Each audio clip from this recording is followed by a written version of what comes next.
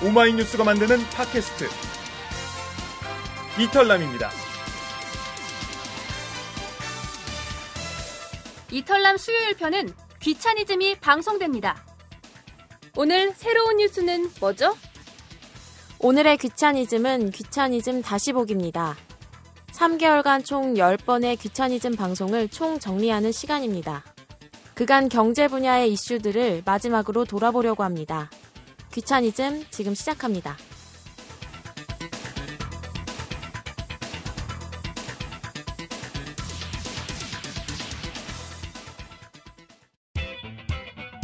경제 뉴스가 어려운 분들, 귀를 열고 찬찬히 들어보면 경제가 쉬워집니다.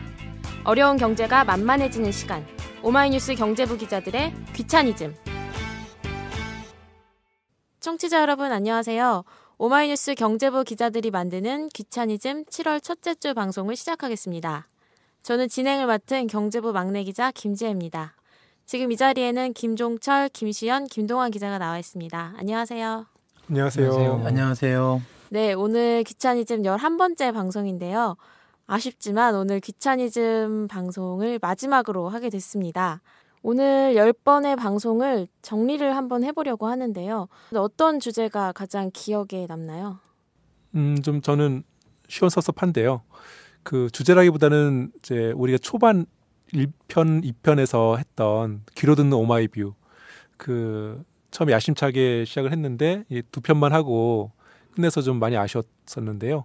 처음 다뤘던 게 이제 갤럭시 S5 처음 출시된 시점이어가지고 그 제품에 대해서 좀 얘기를 했었고, 그때 김동환 기자가 그 직구 얘기를 직구 했었는데 얘기했었죠. 그 뒤에 좀 많이 늘었죠, 직구 인구가. 그렇죠. 직구 요즘에 많이 하시더라고요. 다시 한번 관련 기사를 쓸 기회가 있을 것 같아서 모니터링 하고 있습니다. 계속 어떤 거를 사람들이 좋아하나, 어떤 정보를 제가 써드리면 좋나, 이런 부분들을 계속 고민하고 있습니다. 이렇게 보니까 10번 방송하면서 주제도 참 많이 다뤘네요. 오마이뷰가 2번밖에 못해서 좀 아쉽기도 하지만 그 한 석 달 동안에 엄청난 사건들도 많았고, 또 경제 분야도 또 굉장히 많았어요. 금융사고부터. 지금부터 하나씩 다시 돌아보죠. 그러시죠. 네, 그럼 첫 번째 코너부터 시작하겠습니다. 오늘 첫 번째 코너는 김종철의 경제 미디어 비평인데요. 저희 귀차니즘 방송을 듣던 청취자들 가운데 경제 분야 기자들이 가장 신경 써서 들었다는 코너라고 하던데요. 우선 저희가 이번 귀차니즘을 시작하면서 나름대로 이번 코너를 새롭게 만들게 됐던 이유가 있었잖아요. 그렇죠.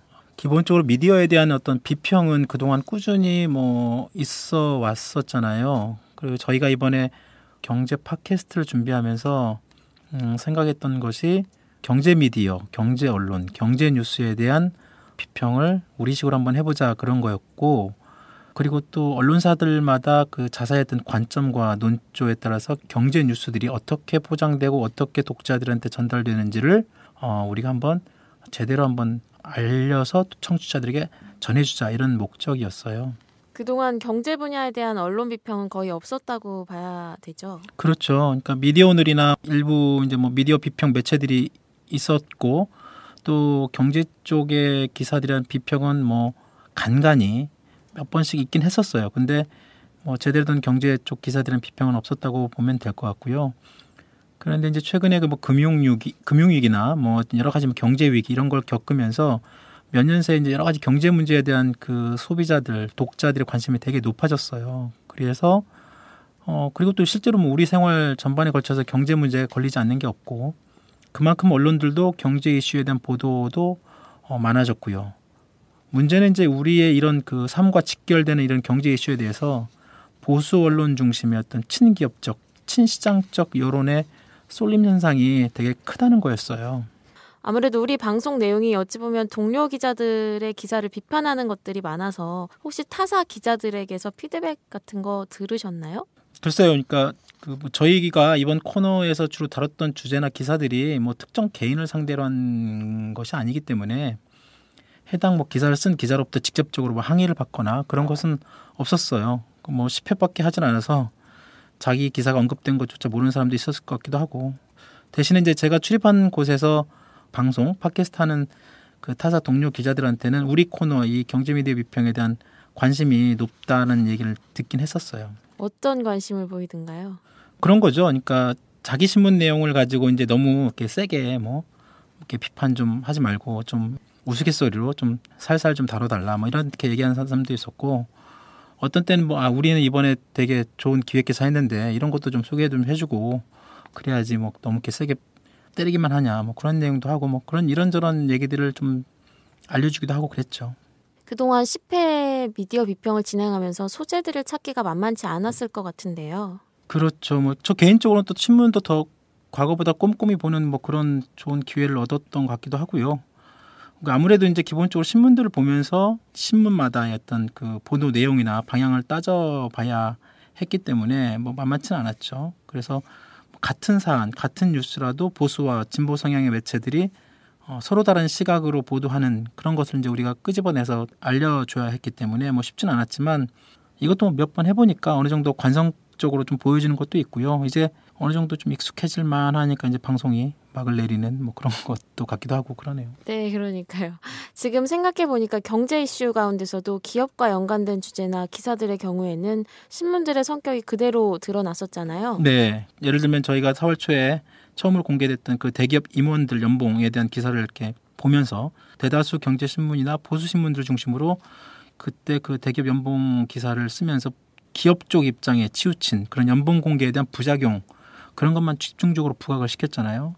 그런데 정말 대기업들 임원들이 연봉 공개를 하게 된 그런 취지, 배경, 그리고 그런 어떤 걸 인한 어떤 기업의 투명성, 책임 경영 강화 뭐 이런 나름대로 했던 그런 작년에 경제민주화 때 했던 그런 내용들은 거의 뭐 찾아볼 수가 없었어요. 그래서 그런 보수 언론만 본 독자라면 이번에 대기업 연봉 공개 이런 걸 좀 잘못 오해할 수도 있겠다라는 생각도 들었는데, 다른 진보 언론이나 뭐 약간 또 성향이 다른 매체들은 상대적으로 그런 어떤 대기업 연봉의 그런 배경을 좀 더 자세히 보도한 부분이 있었고, 또 우리나라 그 최대 재벌인 삼성에 대한 기사들도 마찬가지였어요.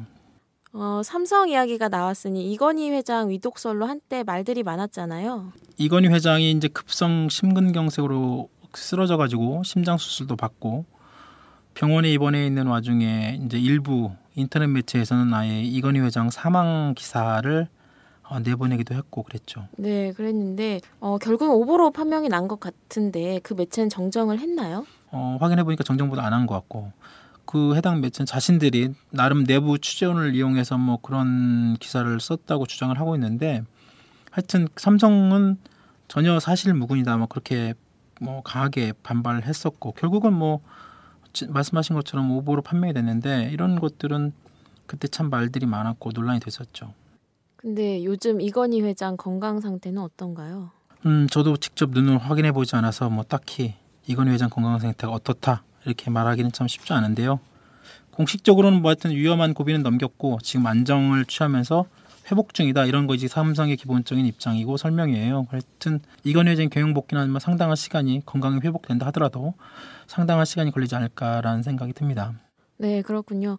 이 밖에도 세월호 관련한 부분이나 관피아 문제, 그리고 뉴스 큐레이팅 등도 다뤘는데요. 네, 저희 그 하여튼 미디어 쪽에서 세월호 참사 관련된 언론들의 재난 보도 허점 이런 것들도 한번 짚어봤고요. 저희 매체도 마찬가지였고, 이건 뭐 진보나 보수 성향의 매체 성격을 떠나서 거의 모두 비슷한 모습을 보였고, 관피아 문제도 마찬가지였어요. 하여튼 뭐 당시만 해도 언론들이 정말 많은 인력과 엄청난 지면을 할애해가면서 우리가 그 세월호 관련된 보도를 했고, 또 기획성으로 이런 주제를 다루고, 또 그런 어떤 세월호 참사 이후에 그런 재난 뭐 그런 안전 시스템 이런 거에 대한 언론들의 어떤 그런 환기하는 기획 기사들도 많이 다뤘는데, 지금 상황에서 보면 좀 이런 부분들이 많이 희미해진 느낌도 들고 그렇습니다. 네, 맞습니다. 요즘 인터넷에선 잊혀질 권리가 이슈가 되기도 했지만 세월호 참사만큼은 정말 잊혀지지 않도록 언론들의 역할도 매우 중요할 것 같습니다. 물론 저희들도 마찬가지겠고요. 그동안 김종철의 경제 미디어 비평 수고 많이 하셨습니다. 네, 고맙습니다.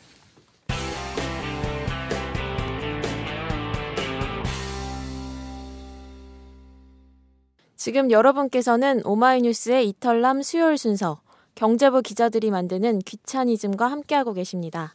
다음 코너는 이슈 뽀개기 시간인데요. 이번 주 주제는 뽀개진 이슈들 어떻게 됐나입니다. 그동안 귀차니즘이 이 코너에서 다뤘던 여러 가지 이슈들이 지금은 어떻게 되어 있는지 정리를 해보는 시간입니다. 지금까지 이슈 뽀개기는 10회에 걸쳐서 진행됐는데 대략 6개 정도의 키워드로 정리를 해봤습니다. 삼성, 최경환, 세월호와 관피아, 국민은행, 피케티, 다음 카카오 정도인데요. 가볍게 다음 카카오부터 시작을 해보겠습니다. 김시현 기자. 아마도 올해 연말에 10대 뉴스를 뽑는다면 아마 IT 분야에서는 이 다음 카카오 합병이 최대 이슈가 될 것 같은데요. 지난 5월 28일 방송이었죠. 네이버에 맞선 다음 카카오 연합군이라는 주제로 우리가 이야기를 해봤습니다. 사실 그동안 IT 업계에서는 네이버가 절대 강자였습니다. 근데 다음은 항상 만년 2위에 머물렀었고요. 여기에 이제 메신저에서 1위를 했던 카카오가 이제 다음을 인수하면서 사실상 강력한 이제 대항 구도가 만들어졌다고 볼 수 있는 거죠. 요즘은 어떻게 돼가고 있나요? 합병 발표 이후 이제 가장 시장이 민감하게 반응하는 곳이 이제 주식 시장인데요. 사실 그동안 다음 주가가 많이 올랐습니다. 한때 좀 주춤하긴 했는데 합병 전에 주가가 8만 원에서 9만 원, 그건 크게 넘지 않았었는데 7월 1일 현재 지금 주가가 12만 500원입니다. 거의 한 4만 원에서 5만 원 정도가 올랐고 거의 50% 이상 오른 셈인데요. 카카오는 이제 비상장사라고 해서 장외시장에서 거래가 되고 있는데 지금처럼 이렇게 높진 않았어요. 장외시장 기준으로 하더라도 한 30% 정도 올랐다고 봐야겠죠. 그럼 성공했다고 볼 수 있는 건가요? 이제 주식시장에서의 성공이 꼭 기업의 성공을 의미하지는 않습니다. 근데 실질적인 합병도 10월 1일부터 이루어지기 때문에 지금 성공했다 안 했다 이제 말할 수 있는 단계는 아닌 거죠. 하지만 일단 업계에서는 다음 카카오가 이제 첫 번째 시도할 시장으로 O2O 시장을 지금 겨냥하고 있다고 좀 보고 있는데요. O2O라고 하면 이제 말 그대로 온라인 투 오프라인이라고 해서 할인 쿠폰이나 어떤 상품 정보를 이제 스마트폰으로 보내줘서 거기서 바로 결제를 한 다음에 이제 오프라인으로 가서 이제 제품을 구매하는 이 시장을 말하는 건데요. 국내 유통 시장이 한 300조라고 하는데 이 시장을 다음 카카오가 들어가게 되면 그 시장의 상당 부분을 가져갈 수 있을 거라는 어떤 기대가 나오고 있습니다. 네, 온라인 결제, 오프라인 상점을 접목하겠다는 의도인가요? 그렇죠. 다음이 이제 어떤 강점을 가진 부분이 이제 지도 서비스라든지 어떤 오프라인의 어떤 정보를 많이 확보하고 있거든요. 카카오는 이제 4천만이 넘는 회원을 국내에서 확보하고 있고요. 그래서 이런 두 개 회사의 어떤 시너지가 합쳐지게 되면 오토 시장에서도 충분히 경쟁력을 가질 수 있겠다 이제 보고 있는 거고요. 네이버 같은 경우에도 이제 라인이 일본에서 지금 오토 서비스를 좀 활발하게 하고 있거든요. 그래서 아마 국내 시장에서 이제 네이버와 다음 카카오가 맞붙는 첫 번째 시장이 아마 오토 시장이 되지 않을까 예상이 됩니다. 네, 잘 들었습니다. 가장 최근에 다뤘던 게 최경환 경제부총리 후보자 관련 이슈였는데 어떻게 돌아가고 있나요, 김동환 기자?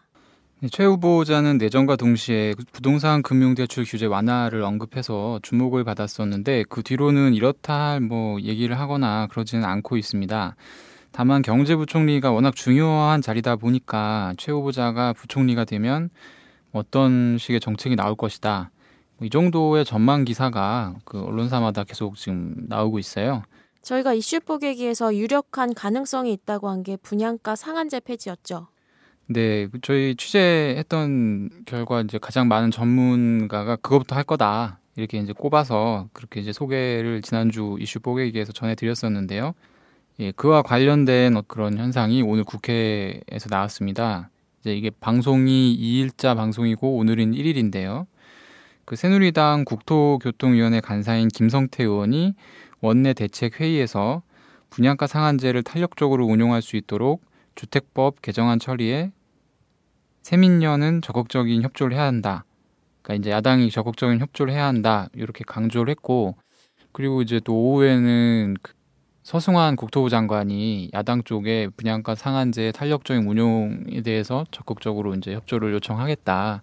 또 이제 이렇게 얘기를 했어요. 네, 여당은 이 같은 주장을 몇 차례 했었죠. 그렇습니다. 근데 이번에는 정말 좀 바꾸고 말겠다 이런 의지가 느껴진다는 게 이제 부동산 업계 반응입니다. 관련 학과 교수들도 강남 재개발이 임박했기 때문에 이번에는 어떻게든지 좀 풀지 않겠느냐 이런 예상들을 하고 있습니다. 혹시 최 후보자가 청문회를 통과하지 못할 가능성도 있나요? 그럴 가능성은 좀 낮아 보이는데요. 일단 MB정부에서 지식경제부 장관을 할 때 청문회 관련해서는 어느 정도 검증이 됐다. 이제 뭐 걸고 넘어질 만한 게 그렇게 많지 않다. 이런 평가를 받고 있어요.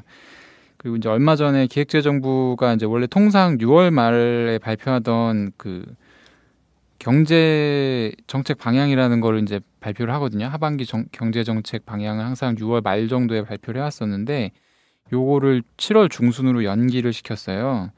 그 최 후보자가 청문회를 무사 통과해서 취임하면 그 시점이 7월 중순쯤이 될 것으로 보이는데 최 후보자가 아무래도 이제 다음 기획재정부 장관 겸 경제부총리다 보니까 직접 요걸 발표하게 하기 위해서 그렇게 연기를 한 거다. 이런 관측이 좀 설득력을 얻고 있습니다. 요 소식을 보도한 뭐 일부 언론들에 따르면 최 후보자가 이미 뭐 하반기 경제정책 방향 안을 만드는데도 참여를 하고 있다. 뭐 이런 내용의 보도도 있었습니다. 세월호와 관피아 관련 이슈도 김동완 기자가 소개했었죠. 세월호와 그에 얽혀있던 관피아 문제는 세월호 사건 당시에 많은 국민들이 공분을 금치 못했던 이슈이기도 한데요.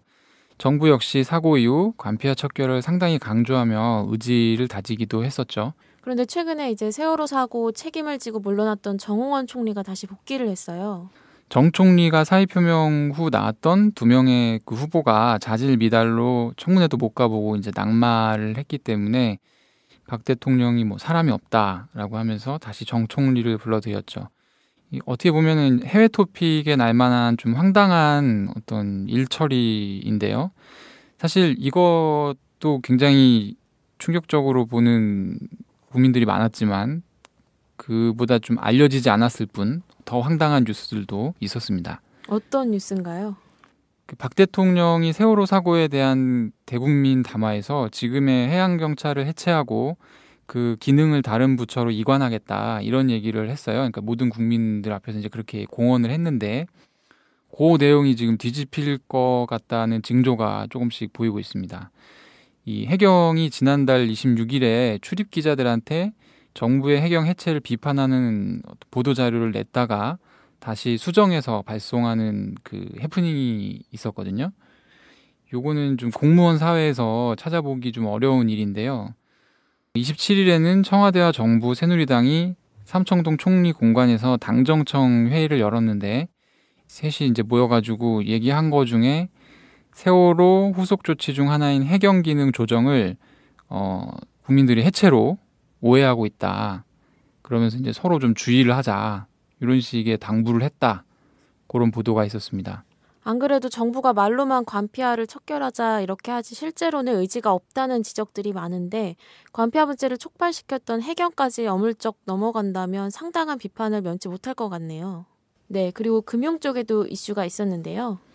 국민은행 관련 이슈 뽀개기는 김재희 기자가 준비했었죠. 네, 4월 16일자 방송에서 요즘 은행들 안녕하십니까? 라는 제목으로 쉴 새 없이 터지는 금융사고들에 대해 종합적으로 다뤘었죠. 국민은행이 사고가 많아서 그쪽으로 좀 집중됐던 기억이 납니다. 요즘 국민은행은 안녕한가요? 우선 오는 3일에 금융감독원에서 이건호 국민은행장과 이명록 KB금융지주 회장에 대한 징계심의위원회가 열리는데요. 두 사람은 문책경고란 중징계를 사전 통보받은 상태입니다. 중징계가 확정되면 향후 금융권 5년간 취업이 제한되는데요. 사실상 금융계 퇴출입니다. 이 행장은 정보 유출과 도쿄 지점 비리, 그리고 최근 전산 시스템을 둘러싼 국민은행 내 갈등 등이 징계 이유고 임 회장은 국민카드 분사 시 신용정보법을 위반했다는 책임을 받고 있습니다. 이 행장과 임 회장은 지난 26일에 금감원 제재심에 출석을 직접 해서 각각 1시간씩 소명을 했는데요. 일각에서는 두 사람에 대한 징계 수위가 낮춰지는 것 아니냐는 얘기도 나오는데 금감원 관계자들은 현재 중징계에 대한 의지는 변함이 없다고 주장을 하고 있습니다. 최고 경영진인 두 사람의 징계에 따라서 향후 국민은행의 경영에도 차질이 빚어질 수 있을 것 같습니다. 경제계에서는 요즘 가장 핫한 주제 중 하나가 피케티인데요. 김시현 기자가 준비하셨죠? 네, 그 지난 6월 10일 방송에서는 이제 토마 피케티라는 그 경제학자의 21세기 자본이라는 책과 그 세세연이 쓴 이제 분노의 숫자라는 책을 갖고 이야기를 좀 나눴습니다. 둘 다 이제 우리 사회 불평등 문제를 그냥 막연히 말이나 이론으로서 푸는 게 아니라 어떤 통계나 어떤 숫자로 풀어줌으로써 어떤 설득력을 좀 높인 케이스인데요. 네, 피케티 이슈는 여전히 살아있는 느낌이에요. 네, 아직까지 이제 책이 번역돼 나오고 있지는 않습니다. 아쉽게도. 이때 영어 버전, 프랑스 버전이 있고 이제 아마 10월경에는 이제 우리나라에도 이 번역본이 출간된다고 합니다. 아마 그 책이 출간되면은 이제 또 새로운 또 논쟁이 불을 지필 수 있을 것 같은데요. 책 분량이 거의 뭐 700페이지 가까이 되고요. 영어를 잘 알더라도 이쪽 경제 분야에 대해서 지식이 좀 부족하다면 읽고 뭐 토론까지 하기는 쉽지 않은 상황인데요. 이제 뭐 이미 이제 국내 그 경제학들 사이에서는 서로 읽어보고 토론도 활발하게 좀 이루어지고 있는 상황입니다. 우리나라에도 그런 식의 소득 불평등 연구를 한 학자가 있나요? 몇몇 이제 경제신문이나 그런 쪽에서 이제 조명하고 있는 사람이 이제 김낙년 동국대 교수인데요. 김 교수는 사실 어떤 진보적인 경제학자라기보다는 어떤 시장과 어떤 경쟁을 좀 강조하는 보수 우파 경제학자입니다. 김낙년 교수도 2년 전에 이 1940년 이후 우리나라의 어떤 소득 불평등 추이를 보여주는 연구 결과를 발표한 적이 있어요. 피케티와 이제 유사한 방식이라고 볼 수 있죠. 어떤 결론이 나왔나요? 2012년 기준으로 해서 우리나라 소득 상위 10%가 전체 소득의 어떤 40% 이상을 가져간다는 게 결론이었어요. 사실 그 피케티 결론과 유사하다고 볼 수 있는데요. 다만 김 교수는 이런 소득 불평등의 이유가 세계화, 인센티브제, 누진세 후퇴 이렇게 꼽긴 했는데 문제는 해결 방법이 달라요. 이제 피케티는 어떤 소득 상위 1%한테 좀 많은 세금을 물려서 이 문제를 해결하자는 그런 생각이었는데 김 교수 같은 경우에는 이제 부자 증세보다는 모든 계층한테 이제 골고루 세금을 더 내게 하는 쪽으로 하는 게 더 현실성이 있다. 그런 좀 약간 상반된 결론을 좀 내렸습니다. 네, 잘 들었습니다. 마지막은 삼성 이슈입니다.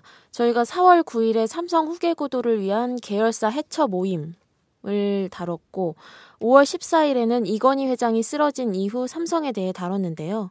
김종철 기자, 이건희 회장 건강은 아까 미디어 비평 때도 잠깐 이야기를 했고요. 요즘 삼성 분위기는 어떤가요?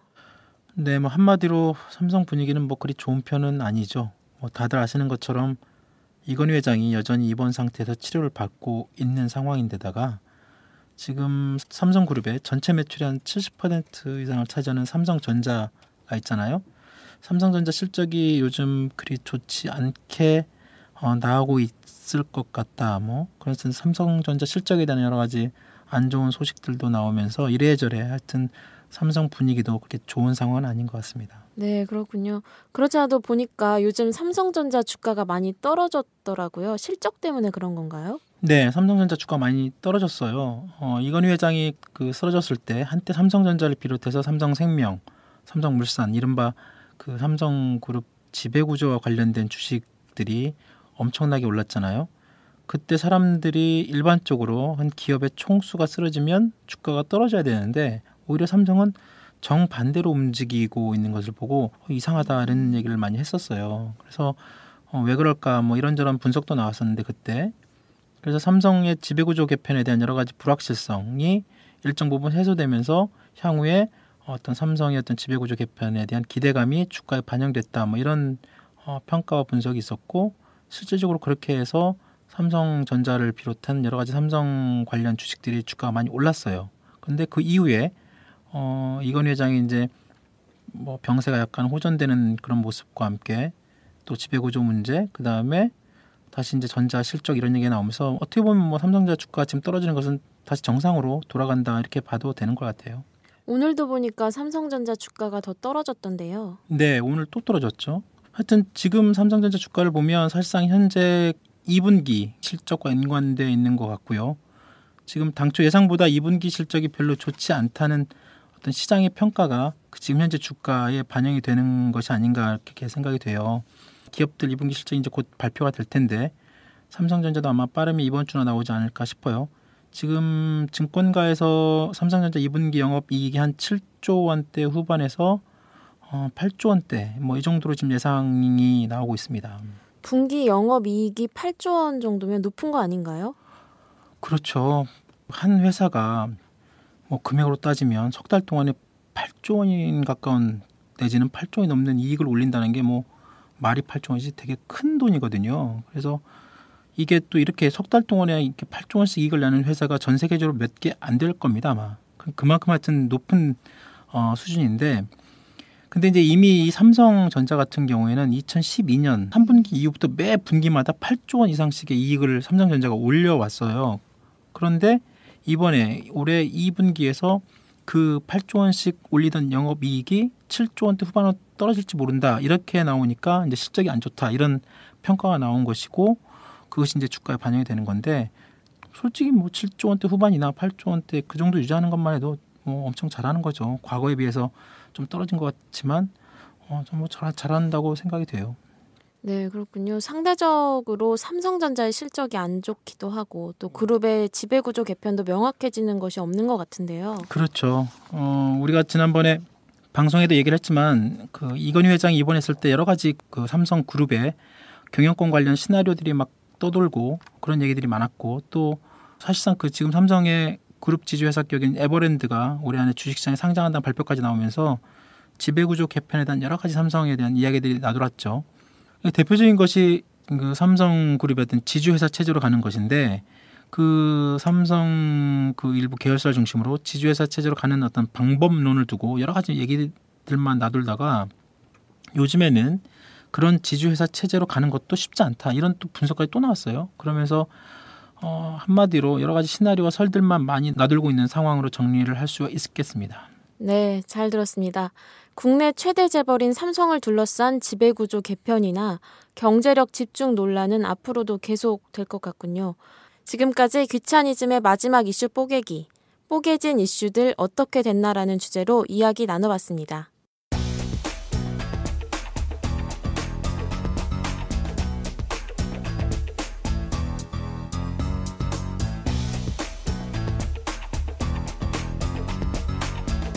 귀를 열고 찬찬히 들어보는 이코노믹 프리즘, 오마이뉴스 경제부 기자들의 귀차니즘.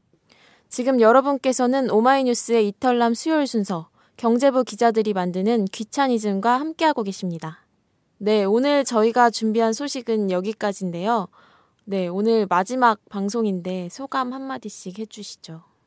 팟캐스트 저희가 석 달 넘게 했잖아요. 솔직히 이런 류의 방송을 이렇게 오랫동안 해본 게 처음이었던 것 같고요. 저 개인적으로는 여러 가지 나름대로 열심히 뭐 준비도 하고 했지만 청취자 여러분께서 어떻게 들으셨는지는 잘 모르겠습니다. 다만 저희가 10회, 11회 정도에서 이제 막을 내리고 다시 이 방송이 아닌 다시 취재 현장과 그 기사로 독자 여러분께 이제 만나 뵐 것 같은데 좀 시원섭섭하죠. 그래서 이번에 월드컵 할 때 그 이영표 해설위원의 말이 갑자기 생각이 나는데 그 월드컵 무대는 경험하는 자리가 아니다. 실력을 증명해 보이는 자리다. 뭐 그렇게 하면서 뭐 이영표의 그렇죠. 일침 막 그랬잖아요. 그러면서 막 그게 됐는데 저희도 팟캐스트를 단순한 경험 차원에서 혹시 하지 않았나라는 생각도 잠깐 들면서 다음에 또 이런 팟캐스트를 할 수 있는 뭐 기회가 된다면 준비도 좀 더 잘하고 이번 경험을 삼아서 좀 더 다음에는 좀 더 양질의 내용으로 여러분에게 갈 수 있지 않을까라는 생각을 해봤습니다. 역시 경제 미디어 비평을 하셔가지고 상당히 비평적으로 보시는 것 같습니다. 저는 뭐 긍정적인 면도 있습니다. 네. 이제 일단 만든 사람 입장에서 해서 즐거워야 되는데 네. 사실 좀 처음에는 좀 서먹서먹하고 그랬지만 이제 석 달 정도 하다 보니까 좀 많이 익숙해진 것도 있고 또 우리 스스로도 일주일을 이렇게 돌아보는 기회가 쉽지 않잖아요. 매번 이제 그날 기사 쓰고 기획 기사 쓰느라고 이렇게 뉴스를 전체를 한번 돌아볼 기회가 없는데 귀차니즘을 통해서 그런 시간을 가질 수 있었고 또 기사로 또 쓰지 못하는 내용들도 이렇게 또 대화를 통해서 많이 쉽게 꺼낼 수 있었던 것 같아서 전 좋았던 것 같고요. 네. 다만 이제 아쉬운 거는 항상 우리 4명이서 일을 진을 하다 보니까 한 번도 우리가 초대 손님을 부르지를 못했어요. 몇 번 이제 시도는 했는데 그때마다도 시간이 안 맞고 뭐 해서 무산이 됐는데 또 다른 기회가 있었다면은 이제 좀 여러분들이 좀 듣고 싶어 하시는 분들 뭐 그런 분들 부르고 또 우리 독자, 시청자, 청취자분들이 직접 참여해서 또 이야기를 하고 그런 좀 다양한 형태로 좀 꾸며봤으면 더 좋지 않았을까라는 생각 듭니다. 결국 비평이네요, 그것도 마지막은. 바람입니다. 김동환 기자. 저는 이걸 하면서 처음에 굉장히 난감했어요. 왜요? 아니 이렇게 뭔가 얘기를 하기 위해서는 뭐 얘기할 게 있어야 말을 하잖아요, 사실은. 그래서 좀 느낀 바가 있어서 그때부터는 그 항상 취재를 할 때 팟캐스트에 나가서 이걸 얘기할 때 어떻게 그러니까 좀 더 이 펜으로 쓰는 것보다 말로 하니까 더 쉽게 얘기를 해야 되고 더 뭐 예를 들더라도 더 이해가 잘 되는 예를 들어야 되는 거고 예, 그런 측면들이 좀 있더라고요. 그래서 취재할 때도 약간 내가 이 얘기를 팟캐스트 가서 전할 때 어떻게 해야 되나 약간 이런 걸 한 번씩 또 생각을 해보게 돼요. 좀 더 이렇게 저가 쓰고 싶어하는 기사가 좀 쉬운 경제 기사를 쓰고 싶다는 생각을 많이 하는데 뭐 아까 경험하는 자리가 아니라고 하셨지만 저한테는 좋은 경험이었던 것 같습니다. 사실 그 김재 기자가 가장 아쉬울 것 같다는 생각이 드는데 아닌가요? 저는 지금 첫 방송 때가 제일 많이 생각이 나는데 그때 저희 모두 다 너무 오랜 시간 동안 열심히 하고 나니까 얼굴이 다 빨개져서 끝나고 나니까 진땀 흘려서 나갔던 기억이 있는데 오늘 10번째, 11번째 되니까 벌써 여유가 좀 생기고 이럴 때쯤 되니까 이제 그만두니 좀 아쉽기도 합니다. 근데 막내인 저로서는 공부가 되고 또 정리가 되는 시간들이어서 좋았던 것 같아요. 다음에 또 기회가 오면 좀 더 잘 해내고 싶은 욕심이 생기네요. 그동안 함께한 기자들 수고 많으셨습니다. 청취자 여러분들에게도 감사의 말씀드립니다. 이 방송은 10만인 클럽 여러분의 후원으로 제작되고 있습니다. 항상 감사드립니다. 참여 방법은 오마이뉴스 홈페이지나 02733-5505로 전화 주신 후 내선번호 274번을 누르시면 담당자와 연결됩니다. 이털남 시즌3 수요일 순서 경제부 기자들이 만드는 귀차니즘 마지막 방송을 이것으로 마치겠습니다. 지금까지 진행의 김지혜, 출연 김종철, 김시연, 김동환, 제작은 강현준이었습니다. 청취자 여러분 감사합니다.